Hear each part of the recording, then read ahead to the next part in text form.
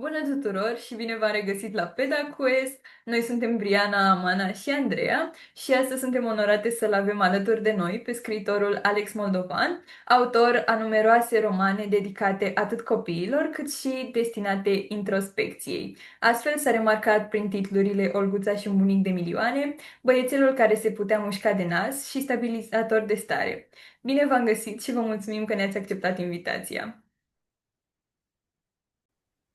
Bine v-am găsit și eu, mă bucur mult pentru invitație și abia aștept să vedem despre ce vom discuta. În primul rând, știm că, asemenea oricărei pasiuni, și scrisul are un astfel de început. Vă mai amintiți care sunt primele rânduri pe care le-ați scris? Primele rânduri, nu, prima dată nu au fost rânduri, au fost, cred că, bastonașele pe care le făceam la școală în clasa 1, când am început să învăț să scriu, dar am învățat să scriu destul de repede, adică mi-a plăcut foarte mult chestia asta și în scurt timp am început să și citesc. Și cred că lucrurile astea, sigur că da, s-au împletit cumva, s-au întâlnit la mijloc. Uh, Am început să scriu, de fapt, am încercat să scriu literatură încă din clasa a doua sau a treia. Ăla a fost momentul în care am început să scriu așa un pic mai serios, organizat. A fost momentul în care am încercat să scriu un roman de aventuri. Și după vreo 10 pagini m-am oprit pentru că mi-am dat seama că pur și simplu nu avea niciun sens, pentru că copiam un scriitor care îmi plăcea mie foarte mult, Jules Verne. Așa că am lăsat să mai treacă vreo 20-30 de ani până să mă apuc serios de jobul ăsta. Mulțumim! Acum am vrea să discutăm despre cunoscuta serie Olguța. Cum a început scrierea acestei colecții? Dacă a existat vreun eveniment care v-a inspirat către a o scrie? Păi a existat un eveniment și a fost un eveniment care nu are legătură directă cu literatura, ci cu faptul că editura Artur, la care public eu și la care a apărut și seria cu Olguța, a inițiat un concurs de manuscrise acum multă vreme, acum vreo 15 ani, în care toți autorii români care doreau să scrie pentru copii puteau face lucrul acesta și editura urma să aleagă un câștigător sau mai mulți dintre cei care trimiteau cărți, iar ăla a fost momentul în care mi-am zis că uite, e momentul să îmi urmez pornirea asta pe care o aveam încă din școala primară și nu trebuie uitat nici faptul că în perioada aceea, acum 15 ani, era foarte greu pentru un autor român să publice o carte pentru copii la o editură importantă din România. Editurile nu aveau încredere în autorii români, li se părea că nu s-ar vinde, că nu sunt destul de buni, habar n-am. Dar era foarte, foarte dificil. Și nu exista practic o literatură românească pentru copii. Și ăla a fost momentul în care mi-am dat seama că vreau să fac asta. Și vreau să îmi încerc norocul. Mă rog, noroc e mult spus. Dar am scris cartea, am trimis-o la editură și după niște întâmplări prin care, mă rog, a trecut manuscrisul, am reușit și public. Iar asta se întâmpla în anul 2016 și uite că la anul se fac 10 ani de când am publicat primul volum din seria cu Olguța. Wow! A trecut foarte, foarte rapid timpul. Vă mulțumim. Acum aș vrea să vă întreb, dacă Olguța ar fi o adolescentă reală astăzi, cum credeți că s-ar descurca în era noastră digitală? Mai era digitală, exista și pe vremea când am scris eu carte. Sigur că da, erau alte device-uri, alt nivel al tehnologiei, dar sunt convins că orice om inteligent și cu puțină, nu știu, minte în cap se poate descurca, mai ales dacă e ajutat și mai ales dacă este tânăr. Așa că sunt convins că Olguța s-ar descurca foarte bine printre gadgeturi și n-ar avea niciun fel de probleme. Eu văd chestia asta la fiul meu, care are 10 ani și care câteodată se descurcă mai bine decât mine când vine vorba de apăsat niște butoane și de dat click pe niște iconițe de pe laptop. Și n-am ce să zic, mă bucur că am ajutorul ăsta foarte aproape. Mulțumim! În continuare, ce v-a motivat să scrieți pentru copii și adolescenți și nu numai pentru adulți, cum se obișnuiește, poate? E ceva ce mi-a plăcut dintotdeauna, adică am continuat să citesc literatură pentru copii chiar după ce am trecut de copilărie. am intrat în adolescență și am ajuns, mă rog, adult, dar nu m-am oprit niciodată din a citi literatură pentru copii și întotdeauna m-a pasionat chestia asta. Așa că mi s-a părut o ocazie excelentă să profit, dacă se poate, de pasiunea mea și să o leg cumva de o chestie pe care aș putea să o fac ca meserie, ca job. Și primul pas a fost oricum faptul că eu, pe lângă faptul că scriu, sunt și traducător. Și am tradus foarte multe cărți pentru copii și adolescenți, în special pentru editura Artur, care mă și cunoșteam inițial ca traducător, mai degrabă decât ca scriitor. Așa că lucrurile astea s-au împletit și până la urmă mi-am decis să fac pasul și să scriu cartea asta, Olguța și un bănc de milioane, care sigur că da, a fost urmată de mai multe volume din aceeași serie și de alte volume. Aș vrea să vă întreb dacă ați putea vorbi cu un adolescent care urăște literatura, dar iubește viața. Ce i-ați spune ca să-l faceți să creadă că cele două pot fi același lucru? M-aș bucura să întâlnesc adolescenți care spun că iubesc viața.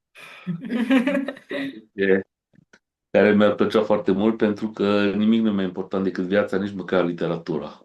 Și sigur că da, literatura îți poate aduce niște satisfacții mari, cel puțin mie mi-aduce și, mă rog, celor care citesc de plăcere, dar e foarte greu să convingi pe cineva să citească dacă îi place chestia asta.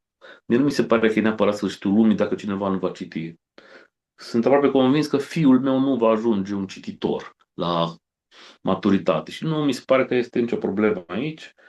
Trebuie să încercăm, sigur că da, să-i convinge pe copii, pe adolescenți, dar nu trebuie nici exagerat. Și nu trebuie pus accentul doar pe literatură, cultură, cu litere mari și chestii de genul ăsta, pentru că nu așa se face. Și în momentul în care vrei să obligi pe cineva sau să convingi prea dur, s-ar putea ca toată povestea asta să se întoarcă împotriva ta și să faci să refuze și mai tare cititul în cazul de față. Mulțumim, pentru că tot a fost adresată întrebarea referitoare la era digitală în care ne aflăm.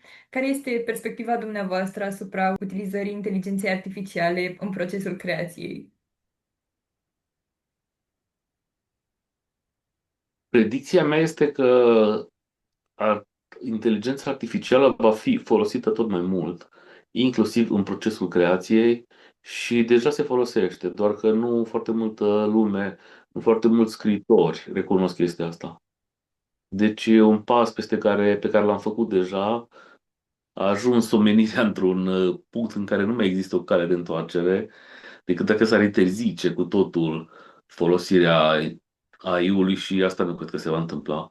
Dar va ocupa un loc tot mai mult și va exista un loc tot mai mic pentru scriitorii care vor alege să fie autentici și să nu folosească această inteligență artificială. Dar eu nu cred că va dispărea cu totul, așa cum din când în când lucruri din trecut revin la modă și în gusturile oamenilor, cred că și cu literatura se va întâmpla același lucru. Oamenii vor căuta experiențe care să nu aibă legătură cu tehnologia și să nu fie mijlocite de tehnologie. Așa cum avem un reviriment al, nu știu, în domeniul muzicii, al ascultării muzicii pe vinil sau pe casetă audio. Cred că așa și literatura, chiar dacă va trece inițial printr-un con așa de umbră, va reveni și nu va dispărea. Sau mă rog, eu așa sper. Am înțeles. Dacă ați putea transmite un singur mesaj cititorilor dumneavoastră, care ar fi acela? Să citească cărți bune, indiferent ce înseamnă pentru ei cărți bune, să citească cât mai mult. Și în același timp să încerce să își depășească puțin limitele și să citească și cărți diferite, cărți care nu li se adresează neapărat lor. Pentru că întotdeauna este bine să-ți lași mintea un pic deschisă și înspre alte zone decât cea în care ești confortabil. Adică să iasă puțin și din zona de confort atunci când își alegi cărțile. Și să nu se sperie de faptul că o carte este poate mai groasă sau poate mai greu de citit. Pentru că multe dintre cărțile mele preferate sunt tot așa. Și sigur că da, la început a fost greu să le încep, greu să le continui, dar satisfacțiile au fost de cele mai multe ori foarte mari.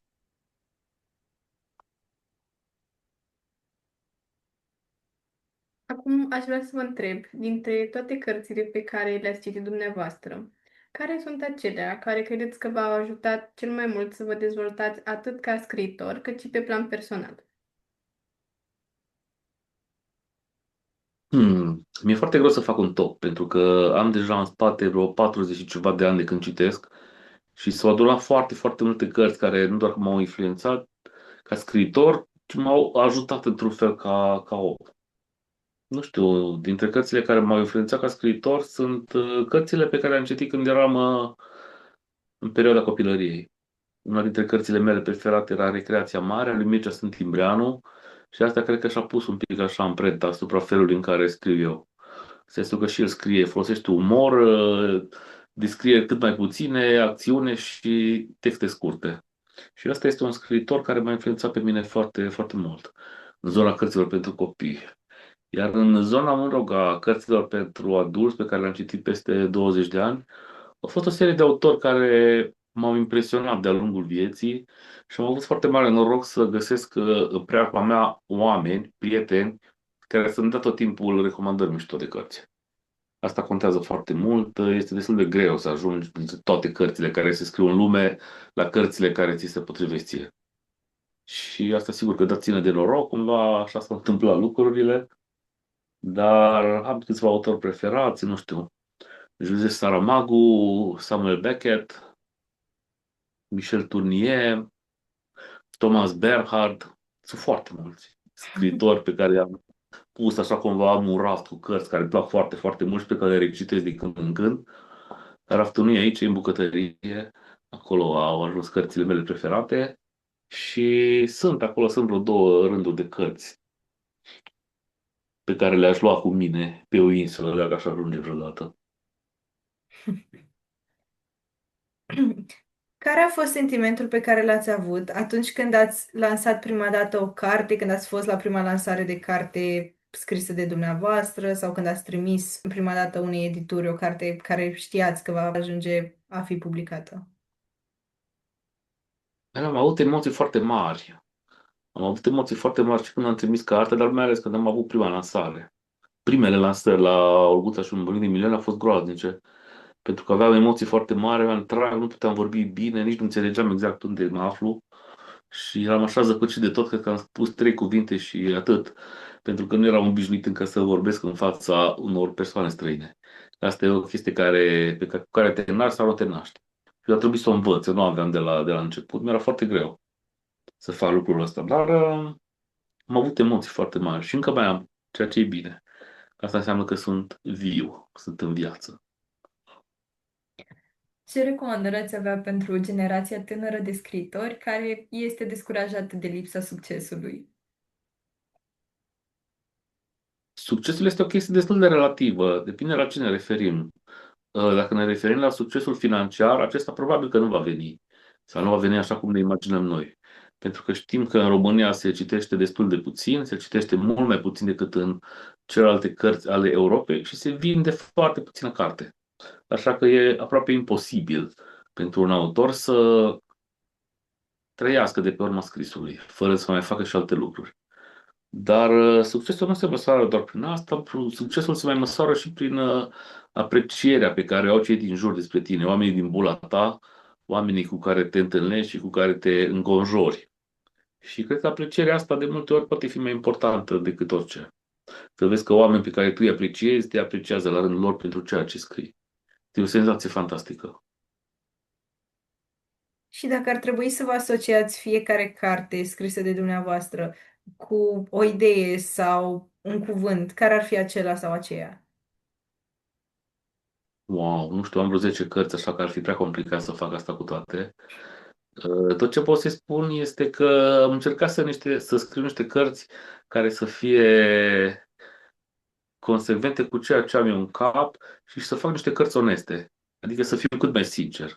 Cred că așa o etichetă, dacă ar fi să le pun tuturor cărților mele, este faptul că am încercat să fiu cinstit cu mine și cu cititorii mei. Cred că asta ar fi, mă rog, formula pe care aș alege-o. Și chestia asta se simte, de obicei cititorii simt momentele în care un autor este sincer cu ei și nu-i tratează niciun fel de sus. Acum aș vrea să vă întreb, care considerați că e personajul dumneavoastră în care vă regăsiți cel mai mult? De departe este Olguța, pentru că am creat cumva personajul ăsta pornind de la mine. Așa mi s-a părut că ar fi cel mai ușor să scriu, mai ales că a fost și prima mea carte. Mi s-a părut că este cel mai ușor să scriu despre mine, chiar dacă m-am pus în pielea altcuiva. Cartea este scrisă la persoana întâi, așa că a fost mai la îndemână să fac lucrul ăsta. Și în continuare, cred că atâta vreme cât voi scrie, nu doar eu, ci și ceilalți mă vor asocia cu personajul Olguța, în primul rând, indiferent câte cărți sau ce fel de cărți voi mai scrie. Considerați că romanele dumneavoastră pot fi lecturate și de adulți, astfel încât să fie percepute la un nivel mai profund, cum avem, de exemplu, ideea de ecologie în casa? Absolut, adică așa cum eu citesc literatură bună pentru copii, cred că și alți adulți pot face lucrul ăsta. Și am printre prieteni persoane care citesc tot timpul literatură pentru copii și care mai citesc și dintre cărțile mele și mai dau idei, mai spun, uite, chestia asta mi-a plăcut, asta nu mi-a plăcut. Apreciez foarte mult feedback-ul prietenilor și iarăși asta e o chestie pe care o fac înainte de a trimite orice carte la editură.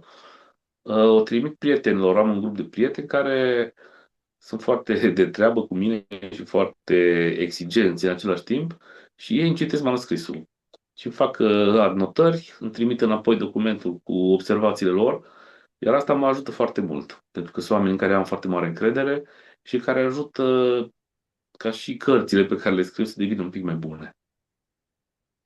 Și cum ați defini profilul scriitorului de literatură pentru copii? Nu există un singur fel de scriitor de literatură pentru copii, există din fericire mai multe feluri. Eu pot vorbi doar despre mine, despre ce fac eu, așa cum spuneam, mi se pare foarte important să fiu onest cu cititorii, să nu-i tratez de sus și să tratez scrisul pentru copii așa cum tratez scrisul pentru adulți. Adică foarte serios, încercând să fac tot ce pot să fac mai bine. Nu mi se pare că este mai ușor să scrii cărți pentru copii decât cărți pentru adulți. În niciun caz. Mi se pare că este la fel de greu, mai ales dacă faci chestia asta așa cu toată, mă rog, ființa ta. Dat fiind faptul că ați egalat în importanță scrierile dedicate copiilor și literatura mai serioasă, putem spune, următoarea parte a interviului va fi dedicată acesteia, dedicate adulților în principal, și astfel vom discuta despre scrierile dumneavoastră, decuplări monstruoase și stabilizatori de stare. Volumul meu de proză scurtă se intitulează Decuplări monstruoase.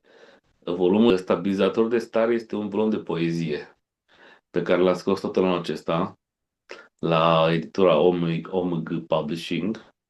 Și, mă rog, în volumul de poezie am încercat să vorbesc despre relația pe care o am eu cu tulburarea pe care o are fiul meu, ADHD, care e o chestie despre care se vorbește din fericire tot mai mult. Și am încercat să contribui și eu la crearea acestui discurs și la normalizarea discuției despre ADHD în spațiul public. Ăsta a fost motivul pentru care ați scris volumul de poezii. Iar prostele scurte din volumul de cuplări monstruoase sunt niște texte vechi, care au între 10 și 15 ani, pe care le-am publicat de-a lungul anilor pe blogul meu. Acum 15 ani aveam un blog unde eram destul de activ. Încă nu exista Facebook-ul sau nu era încă atât de important pe cât este astăzi și nu existau nici celelalte rețele de socializare, așa că lumea comunica prin bloguri, prin comentarii la bloguri și asta era modul prin care mi-am făcut eu mâna ca scriitor, încercând să fac chestia asta și să scriu cât se poate de des. Mi se pare că atunci am devenit de fapt scriitor cu adevărat. Care considerați că este cel mai personal roman al dumneavoastră și de ce? Chiar dacă toate conțin în mod evident fracturi din personalitatea dumneavoastră sau din contextul în care vă aflați, care considerați că vă întruchipează cel mai bine, ca să spun așa? Mă interesează foarte mult romanul Casa, din perspectiva asta. Mi se pare că acolo am încercat să pun niște idei care mă frământă și îmi dau mie bătăi de cap de foarte multă vreme și care nu își aveau locul într-un roman pentru copii, genul Guța, seria cu Denis și așa mai departe. Adică niște idei un pic mai serioase legate de economie, politică, de starea în care se află lumea, starea asta foarte, foarte schimbătoare și de ceea ce înseamnă ideea de dictatură. Pentru că am prins câțiva ani din dictatura comunistă, dictatura care a existat înainte de 1989, eu la Revoluție aveam 13 ani.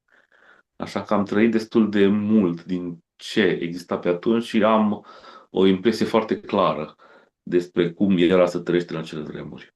Și pentru că, așa cum știm, istoria are prostul obicei să se repete, m-am gândit că ar fi ok din partea mea să pun lucrurile pe care le știu și pe care le gândesc pe tema asta într-o carte.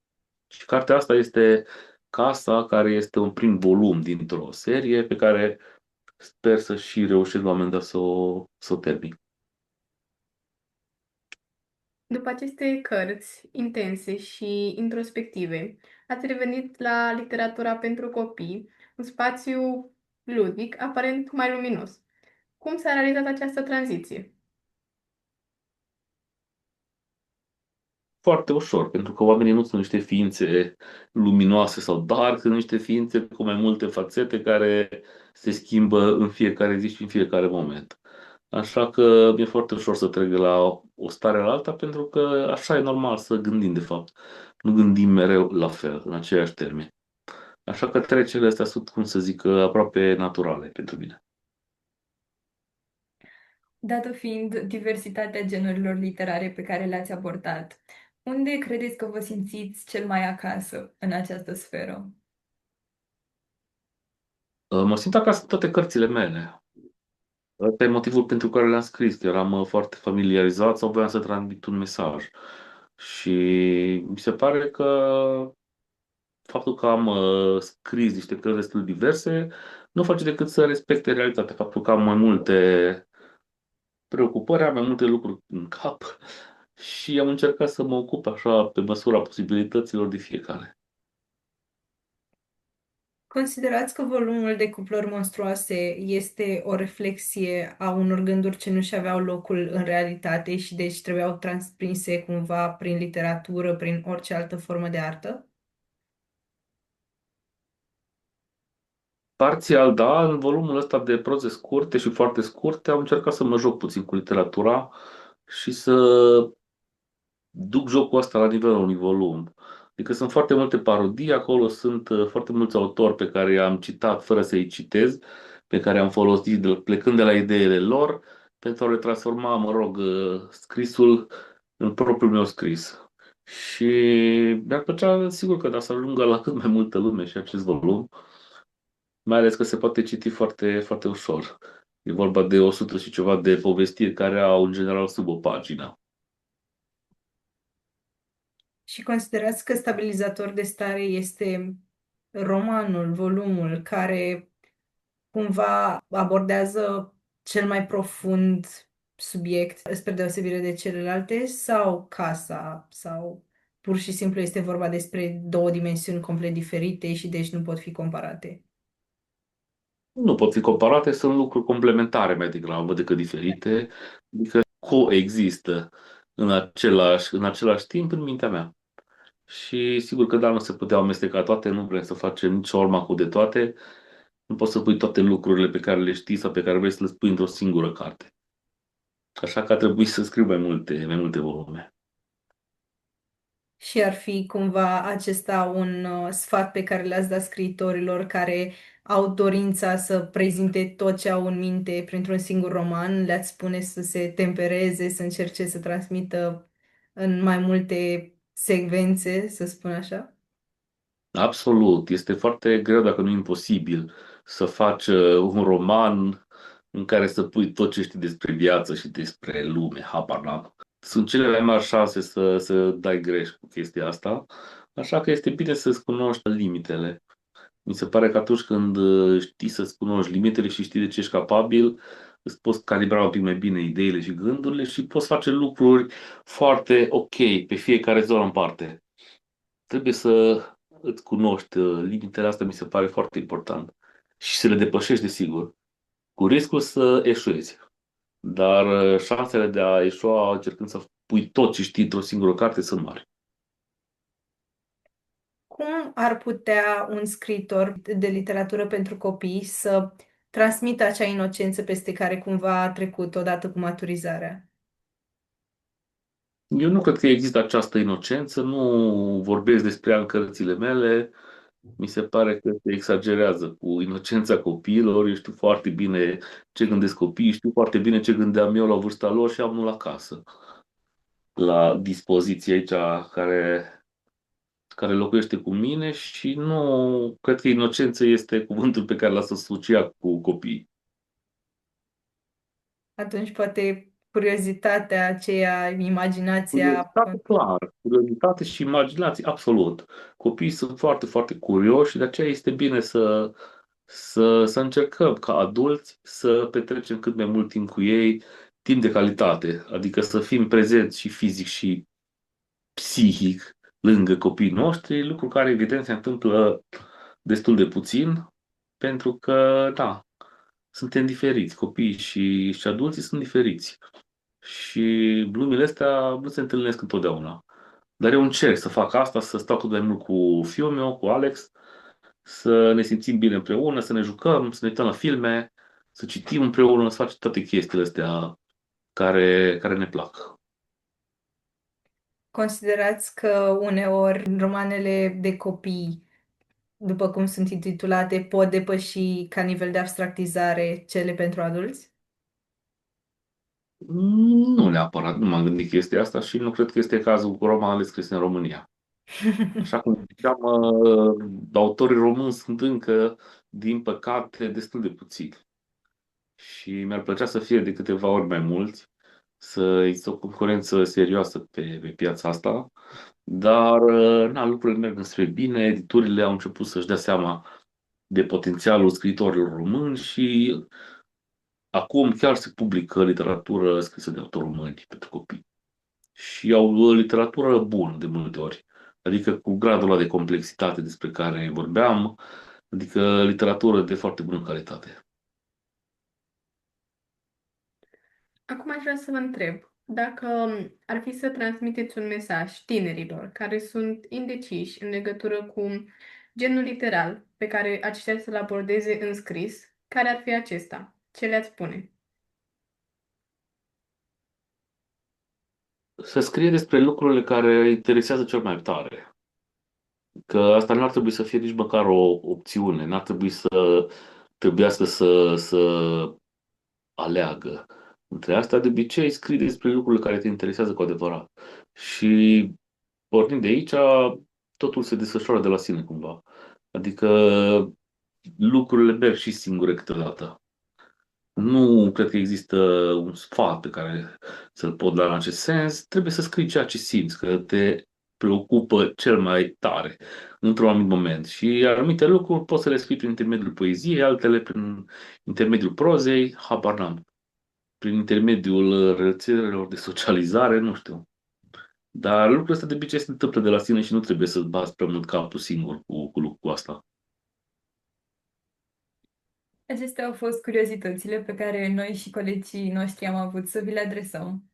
Vă mulțumim foarte mult pentru că ne-ați fost Cu mare alături drag. astăzi și sperăm că v-a făcut plăcere să fiți alături de noi, Absolut. măcar în egală măsură, precum ne-am bucurat și noi. Pe cei de acasă îi revedem și data viitoare la următorul episod din seria PedaQuest. Pa, pa! Mersi mult, pa, pa!